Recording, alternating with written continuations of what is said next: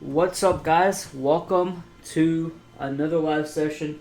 Today is Tuesday, September 3rd, 2019, and we're back. And we are starting to really grow our community. We got a lot of new faces over the weekend during our promo, and we kind of have a structure going now. So every Monday through Friday, 11 a.m. Eastern, I'm gonna come in and break down setups.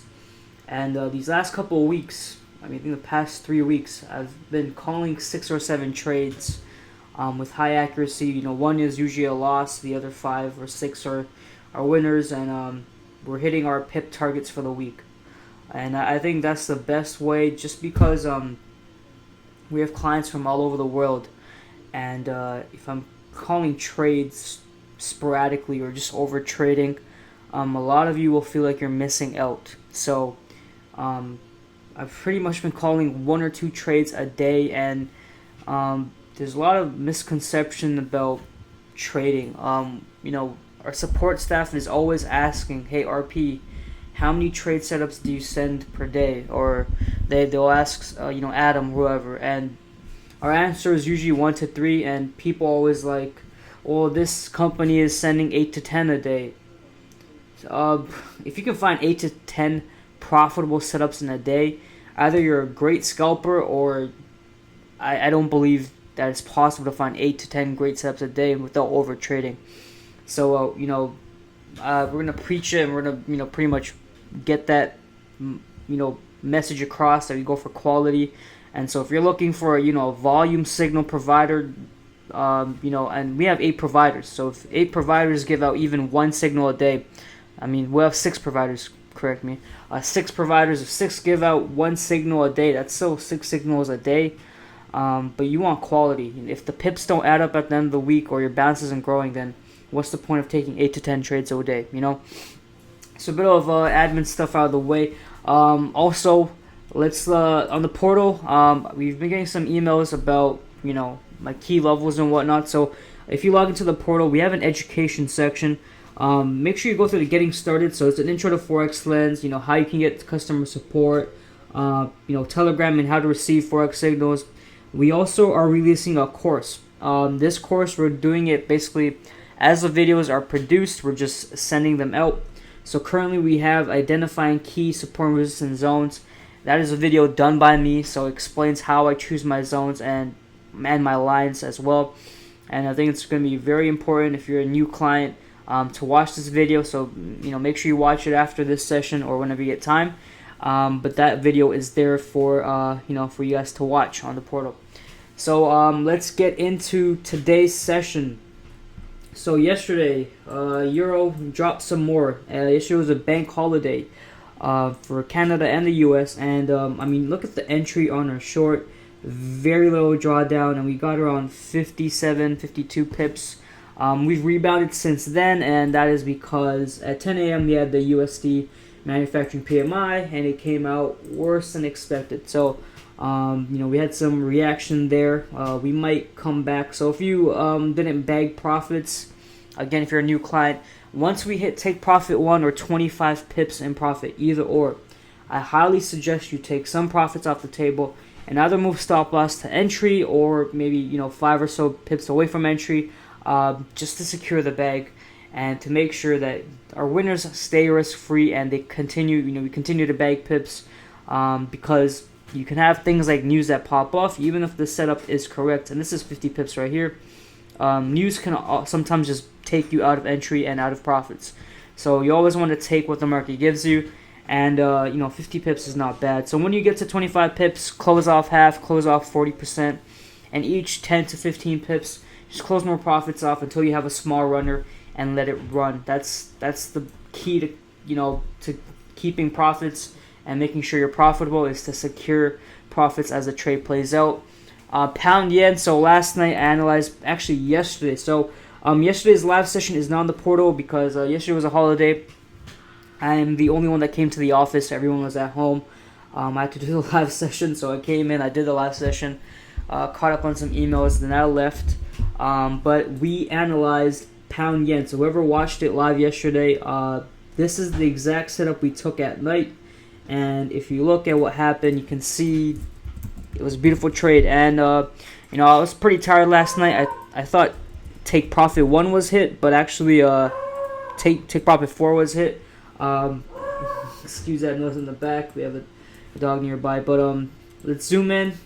Pretty simple setup. So as I said in the live stream, and this will be posted later today so you can watch it, we need that crucial close below 127.800. We got that. That's where we entered, and since then we pretty much came down to our take profit, pretty much to the T, maybe 2 or 3 pips away, and that was 110 pips grabbed overnight, just like that.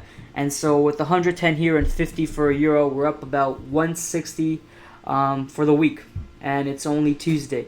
So you don't need 8 to 10 setups to, you know, get 300 pips a week. Okay, you don't need to do that. We're already more than halfway there, and we have, if you consider Tuesday, we still have four full more days. So pretty simple setup. This is where key levels come in, man. When you and we're trading with the trend. We're not looking for reversals. I know people that have been trading or trying to find reversals on the pound yen for weeks just to get burned. So trade with the trend. It's gonna be your friend, and use fundamentals. So U.S. and China, the trade war is still ongoing. Although, you know, last week China said, you know, let's make a deal. The safe haven will still be a safe haven. The pound. So you had the Brexit news yesterday. You know, a bunch of PMs trying to go for the no deal Brexit. So obviously that instability is going to cause yen to act as a safe haven, especially against the pound. And all we needed is a technicals to confirm that. Once we got that closure, and this was a nice bearish closure, we didn't look back, and we, you know, bagged 110 pips easy. And if you look, zoom in, since then price has rebounded, came to our entry. So this is why you take partials, and pretty much, you know, 110 pips, you should pretty much be closed out by then, or have like a 0. You know, like 10% of your position, your original position, running anyways. So yeah, easy 110 pips, done and dusted. And the same story for USD yen, which I analyzed yesterday. If you look at the short from entry, which I said was a close below or a rejection off this trend line that we spoke of, which is right around, you know, another 60 or so pips from this entry point. So these are all setups that are on the live session that are explained. If you can't make it at 11 a.m. Eastern, they're processed usually within 2 to 3 hours and posted, so you can watch it. You know, if you're in Australia or even in Japan, some parts of Asia, you can watch it within the same day, within 5 hours. So usually the setups don't play out until Asia and London anyways. So you're not going to be missing much. I'm not a scalper, so you know, it's not like you have to be there type of thing, because I know people have work and stuff. But that's where USD yen's probably going to go, especially with this news coming out. Later we do have Aussie GDP, which is going to be a major market mover for the yen. But be on the lookout if you did enter this USD yen short. 105,600 is the take profit level, where I, you know, probably secure some profits, which will probably go to. This week is NFP week, so Friday. Tomorrow we have CAD, pretty much CAD, Bank of Canada rates. Thursday, ADP non-farm. Okay. So major fundamental days, but we're pretty much staying out of the noise, which is good. So yeah, Friday's a major day for CAD and USD. So let's look at gold. Actually, let's look at pound, because you guys know how I feel about the pound. No matter how pretty it looks, I do not want to buy that. So similar story to the yen, where we got a break of a key level right here, 120 to 70, and we, you know, another. Oh damn! This is around an 80 pip move down, before it rebounded with the news from the PMI today. Let's back up. So you know, I didn't really cost it up here, but if you wanted, you could take it. Pretty similar. If you look to the left, there's a nice support which we breached, which was your, you know, consensus to enter. And if you look at a smaller time frame, you can see on a smaller time frame we've had a push a retest of these levels, and another push up to this previous support at 12900. So the pound could probably make its way back into this support region, and you can maybe look for signs of rejection to probably go down lower. But by no means is this a reversal on pound USD. Don't get it twisted. Gold was another trade that I called yesterday, and the long, if you look at it, it's pretty much doing what it's supposed to do. Let me just find the exact chart.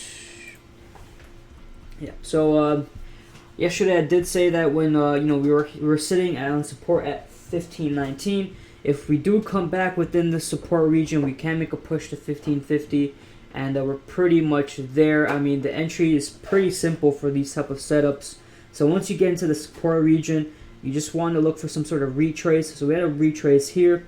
You want to get on the retrace, and if you did, I mean, we had 5 straight hours of just bulls plummeting. I mean, just rocketing gold, and pretty simple, stops below the support region, take profit 1550, and we're pretty much almost there, right around 100. We're right around 30 or so pips away. So another setup that was explained on the live session. This isn't just yesterday's live session. Every live session is gonna have this, where I pretty much tell you what you need to look out for.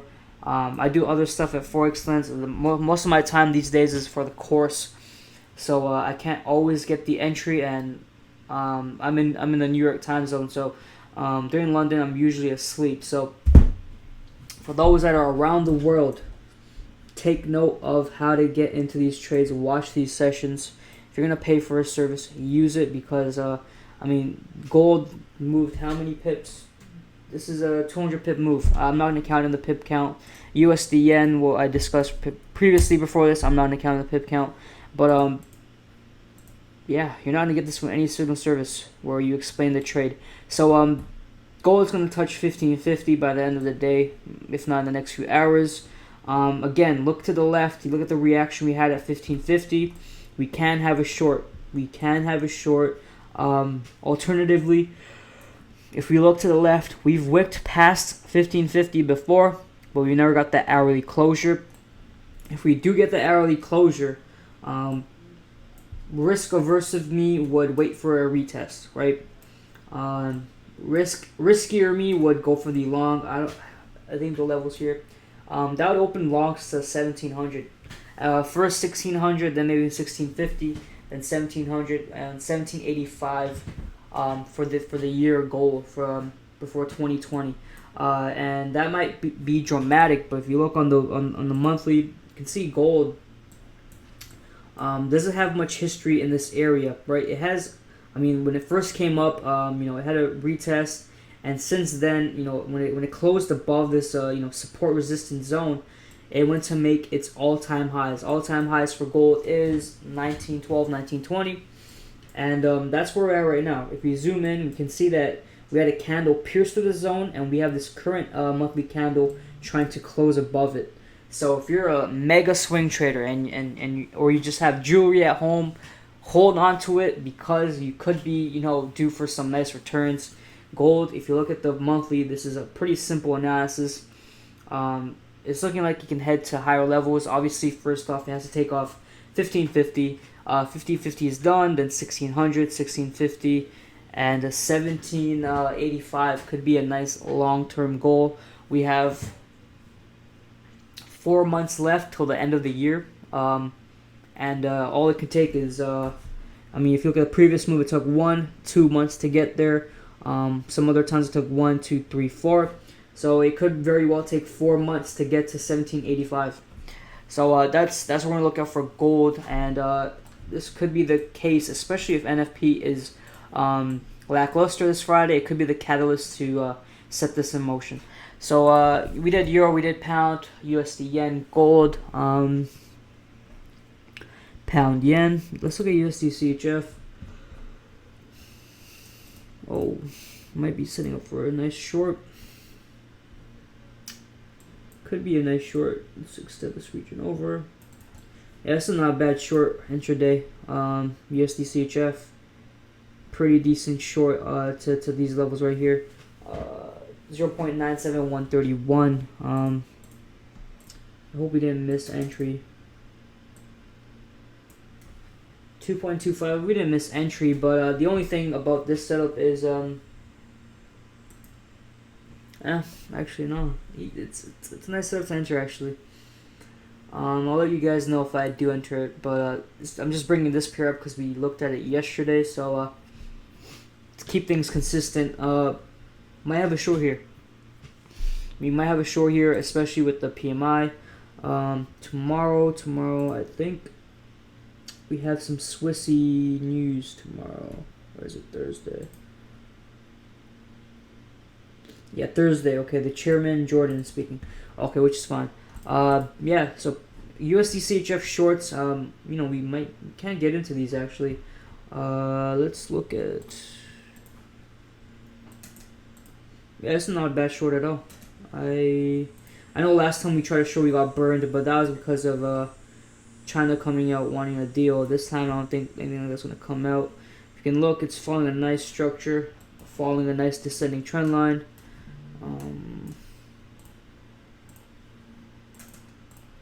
Yeah, actually like this short. It's a nice region we're coming off of. So, let's see what our stops are. Our stop is 70 pips. That's what I do not like. I do not like that.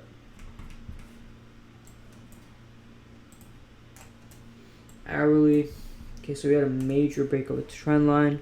And this is how I analyze all my pairs when I'm looking for signals after the sessions. I just go on the charts and look at various pairs.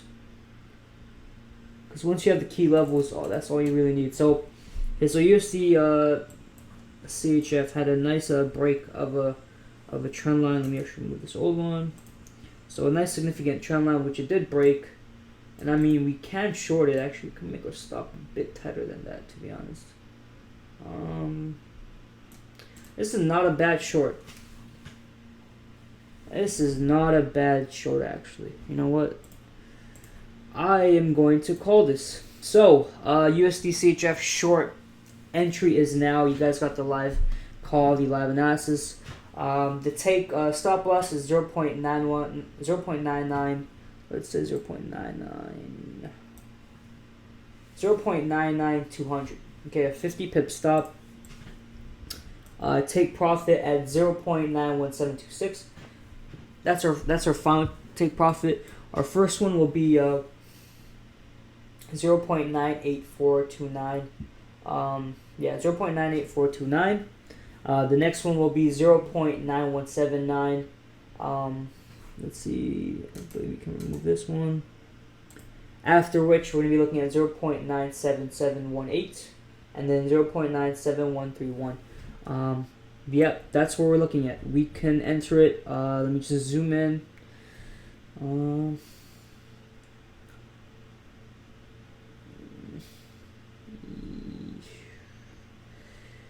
Oh man, this is the thing about calling trades. You have to really. Yeah, we're doing this. So, entry is now. Let's short it. Yeah. So these are levels I just spoke of. You guys are probably gonna get it first before I call the signal. But USDCHF shorts is what we're gonna go for. If anything, enter a position smaller than usual. Maybe go half a position size. Just because we do have NFP. Thursday we have actually. Sorry. So Wednesday we have some USD fundamentals, right? Yeah. So Wednesday and Thursday and Friday. So I don't want to be stuck in a trade. In 40 or 30 pips drawdown. So go half your regular position size. Half. Okay. We already made 160 pips. No reason to force the issue. If we can even get like this move right here, which is 1600 pips on a 0.50 of your regular position, that's still 80 pips bagged as a full lot. So yeah, we're gonna short USDCHF. Go like 50 to 70% your regular lot size. Okay, so I usually do 0.50s and 1.0s. So I'll probably go maybe 0.50 on this, and yeah, we can always add later, but that's today's session. We covered some setups that we did yesterday, and we also found a setup on USDCHF. So hopefully this one plays out, unlike the one from last week. Obviously that was fundamentally driven. So it's another live session. We'll have yesterday's live session up as soon as we can. This will be also posted on the portal. And make sure you guys practice what I teach and whatnot. Make sure you can always trade on a demo to understand how it works. And you can just make your own trading strategy as well. But I'm RP Forex. I will see you guys tomorrow at 11 a.m. Eastern. And peace, happy trading, and be safe.